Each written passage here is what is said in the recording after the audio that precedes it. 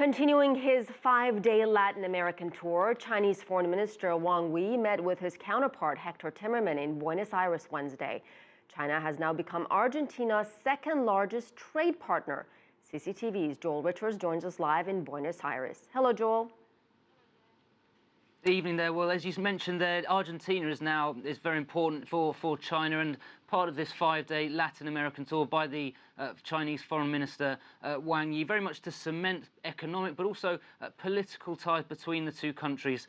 We were able to speak to industry reps earlier this week, and they were mentioning to us how the current relationship between China and Argentina really is very good, but they also see an excellent future. So there is still a sense that there's still work to be done there. But certainly in the meeting today between Mr. Timmerman and Mr. Wang Yi, they mentioned a number of key points to do with trade, such as soy, energy, tech, and also infrastructure. And in fact, just today, many new trains were unveiled for a suburban line here that feeds into Buenos Aires. Those trains were bought from China. So just a very timely, if you like, reminder of just how important trade is between these two countries. But also, in about an hour's time, Wang Yi will be meeting with Cristina Fernández de Kirchner, the Argentina president, and that really turns the link here to a political angle.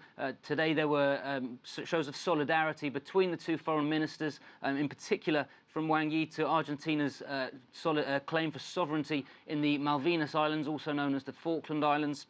And of course, that's extremely important for Argentina. But also, what this is really doing, if you like, is setting the ground ahead of Chinese President Xi Jinping's visit to Argentina, which will be in July. And that, Mr. Timmerman said, would be a historic landmark for the relations between the two countries. Joel, you nicely explained why Argentina is important.